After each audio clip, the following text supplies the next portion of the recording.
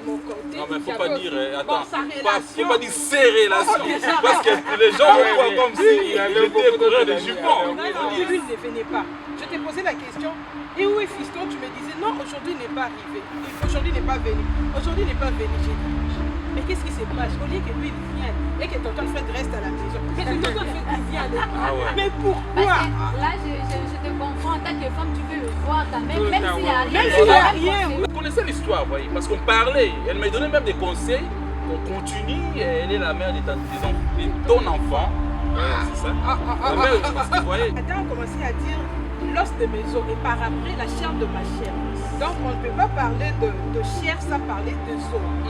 Donc quand on parle des os, c'est ce qui est à l'intérieur. Quand on parle de la chair, c'est ce qu'on voit, c'est ce qu'on peut toucher. Et tant que jeune aujourd'hui, on se focalise sur l'extérieur et non l'intérieur. Nathaniel, et puis par rapport à moi aussi. Et puis là, quand je suis retourné au Brésil. À Taxaréquil, direct. Ouais, donc là, non, c'était pas à Taxaréquil, hein. Ouais, c'était pas à Taxaréquil. Elle a sucé là de loin. Je ne sais pas. Non, en fait, attends, comme elle a touché cette histoire, je vais dire. En fait, c'est pourquoi j'ai dit, quand vous priez, Dieu il révèle des choses. Ouais. Je me souviens, les mêmes jours où j'ai su cela, j'ai dormi. En fait, il faisait chaud dans la chambre. Je suis sortie sur les canapés, j'ai dormi là. Allez, du coup, à 5 h du matin, j'ai rêvé qu'il m'ait trompé. Je l'ai appelé. Tu m'as déjà excusé. En fait, nous sommes en train de parler du passé. Il était une fois. Il était une fois. On révèle toute l'histoire. Depuis ce jour-là, je n'ai jamais trompé ma femme.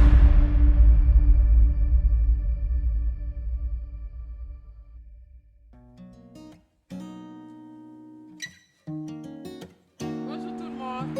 Bienvenue sur le plateau de Ira Oumabé, qui veut dire en français il était une fois. Aujourd'hui, nous sommes invités par les couplets à poil. Bonjour maman Eva. Bonjour. Bonjour tout le monde, bienvenue à cette émission. Nous, aujourd'hui, on a le plaisir de recevoir les couplets Wembo. Alors, les couplets Wembo, dites-nous, comment ça a été votre rencontre? Parce que nous savons que vous êtes mariés, mais comment étaient les commencements?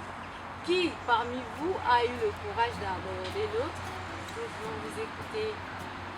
Et c'était où, dans quel pays, moi, donc décrivez-nous un peu les débuts. Quoi. Bon, moi je peux répondre à quelques questions. Ben, je sais que les restes, madame m'a pris qui va répondre à ça. Premièrement, merci beaucoup pour cette grâce de me poser ces pareilles questions.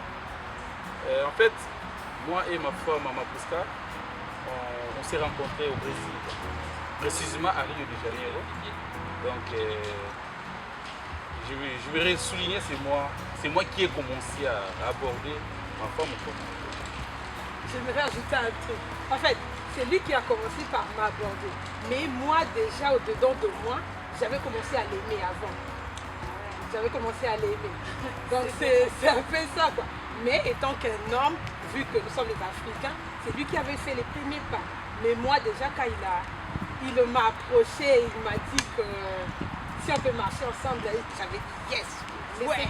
Donc j'étais contente quoi. Il y a les go déjà qui étaient déjà, les faits qui s'animaient déjà dans son cœur. Ouais, vous savez, ce qui est aussi très important parce que pendant que moi je m'approchais auprès d'elle, elle aussi était en train de prier. C'est-à-dire comme donc elle voulait de moi, s'il faut le dire, comme elle me voyait comme étant son mari, c'est-à-dire elle était en train de prier, c'est-à-dire de dire mon Dieu, si réellement c'est mon mari, si c'est le mari, le cadeau du ciel, si c'est vraiment le cadeau du ciel, donc Seigneur, laisse que ce messieurs-là, fiston, que son cœur puisse être touché en fait de venir auprès de moi. C'est ce qui a été réalisé quoi. Ok, merci. En vous entendant parler, il y a aussi une autre question qui m'est venue.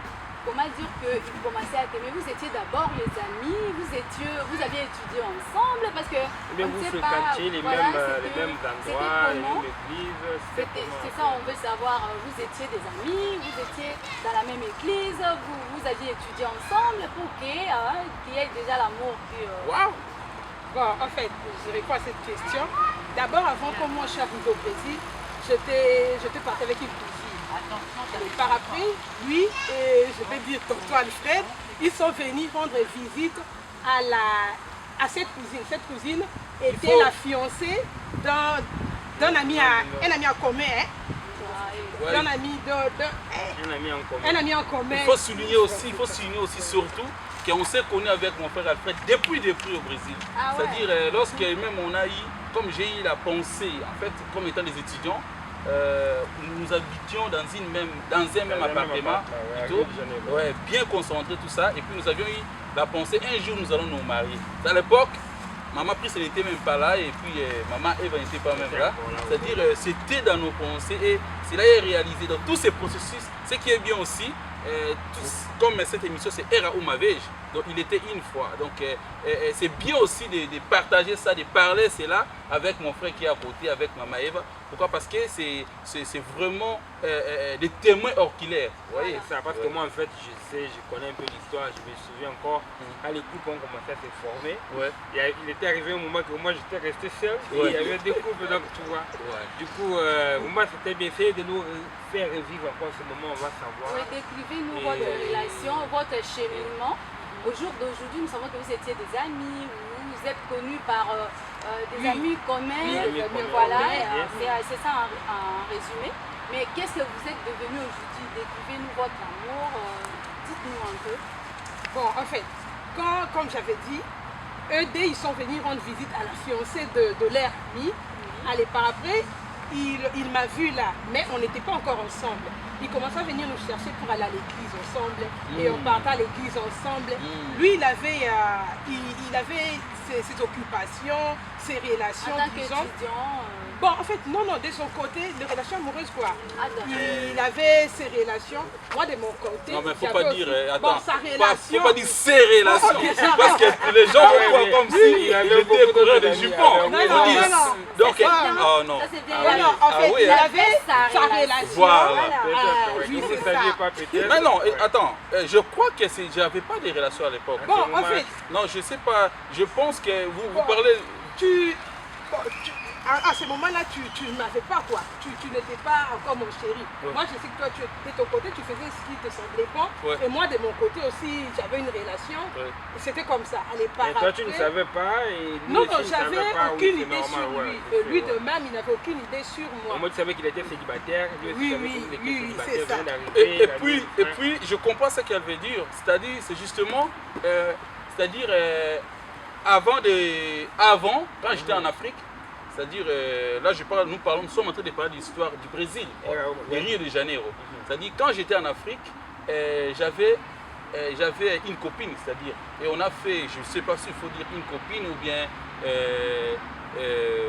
c'est-à-dire, une brusque relation. Quoi. ouais, je ne sais pas comment je peux définir ça, Oui, une mais copine, une copine, c'est ça, et nous avions eu un enfant avec cette copine, vous voyez. Et puis, à un moment donné, elle a commencé à faire sa vie, tout ça, moi aussi, j'ai continué à faire ma vie, mais comme étant concentré, tout ça. Mais par contre, quand j'ai eu la pensée de se lancer, de s'engager, oui, de nouveau. Et là, je commençais à réfléchir, je disais, écoute, si aujourd'hui je dois chercher une femme, si aujourd'hui je vais m'engager une femme pour se diriger vers le mariage, c'est-à-dire, n'est-ce pas, je vais avoir une femme qui avait aussi sa relation avant, vous voyez. Et je commençais à voir, non, de préférence de donner encore la chance à celle qui est la mère de mon enfant, vous voyez. C'est en ce moment-là qu'on s'est connu avec elle, c'est-à-dire, l'ancienne relation qu'on a fait l'enfant, et je commençais à vouloir revenir, c'est-à-dire, raison pour laquelle j'avais préparé même un voyage pour aller au Congo à Kinshasa, pour qu'on se voie avec la mère de mes enfants. De et ton par- enfant, des- non, de tes enfants. de mon enfant, Ton voilà. enfant. Il y a un enfant, hein, il y a elle est Et une alors, fille. par voilà. rapport à ça, comment vous avez affronté pour lui expliquer, et maman, comment vous avez reçu ça? Expliquez-nous un peu pour qu'on comprenne le même personne qui a la vie, le même circonstance. Ouais, c'est ça. Voilà. En fait, comme étant, comme maman plus qu'elle va parler, comme étant, elle était comme mon amie. Comme elle dit, j'avais ma relation, c'est-à-dire, elle définit ça comme ma relation, c'est-à-dire, on se connaissait et puis on priait dans une même église, d'ailleurs, tu es témoin de tout Ben ça. oui, c'est sûr. Et puis je lui ai expliqué la situation, que j'ai un Un enfant enfant au pays. au pays Et sa mère, c'est-à-dire, je lui ai expliqué, donc, elle a fait son chemin, mais le chemin qu'elle a fait, donc elle commence à chercher qu'on revienne encore ensemble, de continuer encore le chemin. Mais par contre, il faut que j'aille là-bas pour parler, pour essayer de voir si c'est possible. Vous voyez? Et puis, en ce moment-là, elle connaissait l'histoire, vous voyez, parce qu'on parlait. Elle me donnait même des conseils. On continue, elle est la mère de ton enfant.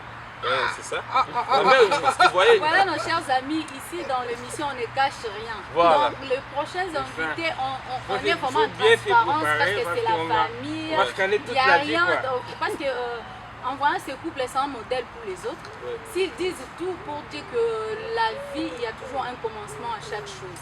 Et c'était pas facile, vous voyez, chacun avec sa relation. Mais aujourd'hui, dites-nous.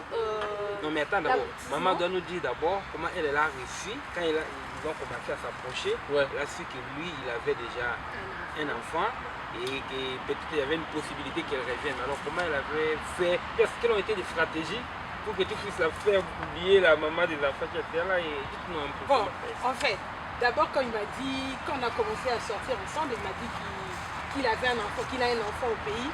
Bon, c'était pas facile puisque comme toute jeune fille ne voudra pas entrer dans un mariage où il y a déjà un enfant, tu vois. Bon, en fait, ça m'a fait un peu de mal, mais par après, je me suis dit, bon, ce n'est qu'un enfant, bon, on saura comment vivre avec l'enfant, comment l'encadrer et tout. Allez, et par après, bon, j'avais confiance en lui, je lui avais dit que, comme tu m'as dit que c'est fini avec la mère de ton enfant, moi aussi je crois, je te crois que c'est fini. Donc je ne veux plus entendre ceci, cela. D'ailleurs, une fois, je lui ai dit, tu dois changer ton numéro. Comme ça, je me souviens même du restaurant où on était. C'était à Engenho da Rainha. à Rio de Janeiro, à Rio de Janeiro, au Brésil. Je lui ai dit, d'ailleurs, tu dois changer de SIM. C'est toi qui commenceras à appeler la maman de ton enfant. Et non lui, je ne veux pas qu'elle aille ton numéro, tu vois. Allez, par après, j'ai commencé à comprendre qu'il n'y avait rien entre les deux. Allez, la maman de son enfant aussi avait son numéro. Ils ont commencé à, deux fois, ils s'appellent pour savoir, pour avoir les nouvelles de l'enfant. oui, Donc, c'est un peu ça. Et puis, je me redire, parce qu'on a sauté, parce que je me suis limité, quand on parlait ensemble, tout ça, et elle me donnait des conseils pour qu'on continue la relation avec la mère de mon enfant. Et puis j'avais profité, je disais, comme j'étudiais, ça restait peu de temps, c'est-à-dire ça restait 6 mois pour finaliser mes études. Et j'avais décidé de faire un voyage au Congo pour visiter les parents et puis pour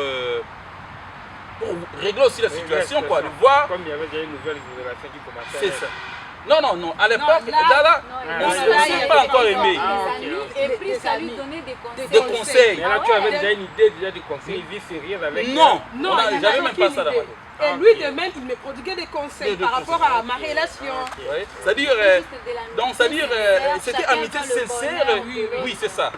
Et puis, quand j'ai fait un voyage au Congo, et par là, je me suis rencontré avec elle, avec tous les respects, je ne peux pas dire son nom, son prénom, disons.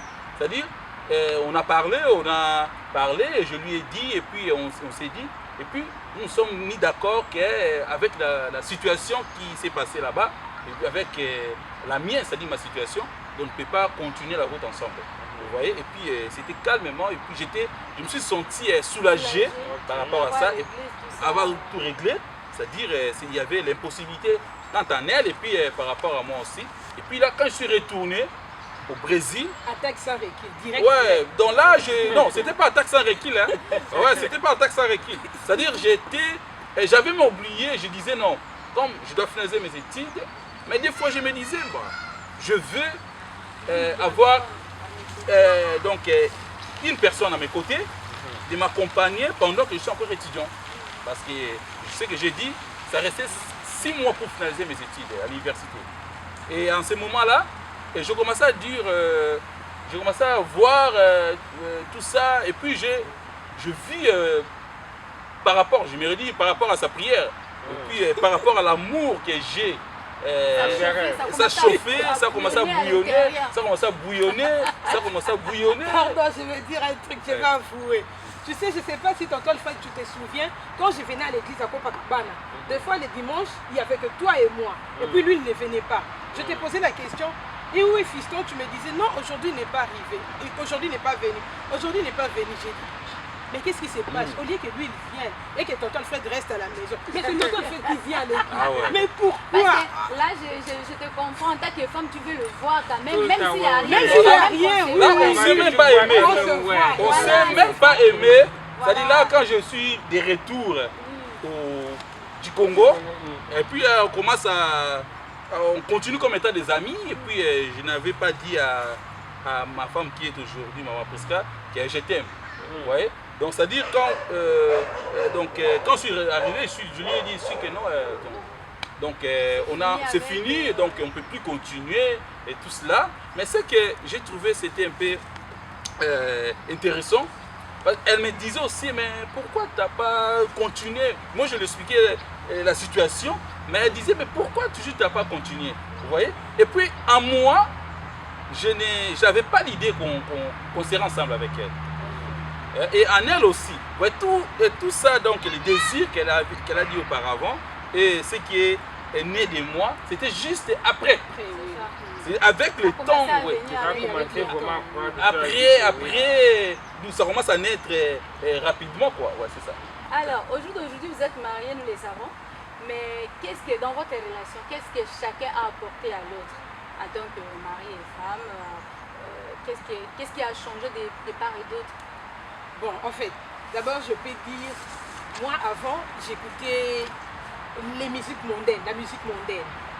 J'étais vraiment fan de ça. Depuis qu'il est venu dans ma vie, en fait, il m'a aidé à changer. Il m'a aidé à ne plus se focaliser sur cette musique, quoi.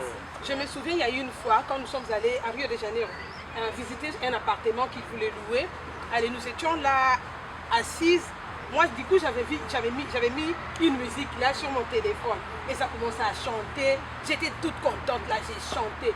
Quand la musique a fini, il m'a regardé, t'es vraiment contente? Moi, je lui ai dit, bah oui, c'est une bonne musique. Il m'a dit, non, pas du tout, moi, j'aime pas ça. Allez, par après, j'ai continué à écouter ça. Mais par après, moi-même, j'ai commencé à voir que, bon, en fait, mon homme, lui, avant, il n'aime pas ça. Et avant, il ne priait pas beaucoup comme aujourd'hui. Mais vu sa façon de prier, ça m'a poussé aussi à commencer à prier comme lui, dans sa façon de se conduire, quoi. Ça m'a poussé aussi à me conduire comme lui. Et papa Fiston, alors de votre côté, qu'est-ce qui a changé depuis votre relation avec Prisca? Ouais, l'étude que vous avez appris avec elle et qui vous a permis de changer, oui. Ah, waouh! Donc, depuis qu'on s'est connus, il y a beaucoup de choses qui ont changé dans ma vie. C'est-à-dire, premièrement, l'amour, l'amour qu'elle porte dans ma vie. C'est-à-dire, elle me supporte premièrement. Vous voyez, comme on a dit, par rapport à l'histoire que j'avais enfant, tout cela, mais elle me supportait et elle est toujours à côté de moi. Et puis, voire même quand, pendant mes études, donc elle était comme assistante, tout ça, de m'aider à évoluer. Vous voyez, bon, là, nous étions encore des amis. Vous voyez? Le conseil que vous donneriez à ceux qui aspirent au mariage, c'est vous qui vous questionnez ici. Ouais. Donc, le conseil qui est, je ne sais pas si Maman Prisca va plus donner parce que je crois, avec la patience, l'amour qu'elle a envers moi, c'est elle qui peut même bien expliquer aux gens quel conseil tu donneras aux gens. Bon, étant de chrétien, je me base d'abord par la Bible, sur la Bible. Amen. Dans le livre de Genèse 2, quand Dieu a mis aux côtés de Adam, Ève, Adam, quand il a vu Ève, il a commencé par dire, voici cette fois-ci l'os de mes os et la chair de ma chair. Si nous comprenons bien, Adam a commencé à dire l'os de mes os et par après la chair de ma chair. Donc on ne peut pas parler de chair sans parler de os. Donc quand on parle des os, c'est ce qui est à l'intérieur. Quand on parle de la chair, c'est ce qu'on voit, c'est ce qu'on peut toucher. Et tant que jeune aujourd'hui, on se focalise sur l'extérieur et non l'intérieur. Nous vivons selon les apparences. Je vois quelqu'un de beau, je me dis qu'il a de tablettes de chocolat, c'est un homme élégant, il est ceci, c'est là. Je vois une femme belle. En fait, je ne dis pas que la beauté est mauvaise. Tous nous aimons ce qui est beau. Mais on doit, en fait, en choisissant quelqu'un pour vivre, pour faire route ensemble durant toute la vie. On ne doit pas seulement se focaliser sur son extérieur, sur son apparence, mais on doit aussi connaître le cœur de cette personne, ses valeurs intrinsèques, tu vois. Donc tu connais la personne, tu sais ce qu'elle est et ce qu'elle t'apportera dans la vie. Puisqu'il y a des mariages que nous voyons aujourd'hui, bon, bien qu'on n'a pas, encore duré dans les mariages, quoi, mais avec une petite expérience qu'on a des autres et de nos parents et tout, on voit que ceux qui se précipitent par rapport à l'apparence, ils se disent que cette personne est très belle, je vais rester avec elle pour faire de beaux enfants et tout. Oui, c'est bien, mais à l'intérieur, c'est toi qui vas souffrir. Ou soit je me précipite puisque maman elle va se marier, moi aussi je dois vite me marier. C'est bien, nous on viendra à la fête, on va danser, on va boire. Mais à la maison, c'est vous qui allez souffrir. Donc c'est toute une vie. Donc avant de se lancer dans une relation, dans les mariages, il faut connaître la personne avec qui tu vis. Donc c'est un peu ça les questions. Ils ont fait 1 an, mais dans les mariages, ils ont fait 10 ans, 20 ans, ils sont heureux. Et d'autres personnes, ils ont fait peut-être 5 ans de copinage, 10 ans même de copinage, mais dans les mariages, par après, ils finissent par divorcer. Donc ça dépend. C'est pourquoi je dis, il faut juste connaître le cœur de la personne avec qui tu choisis. Il y a d'autres, oui, qui cachent leur comportement. Vous nous avez raconté l'histoire du Brésil, comme vous êtes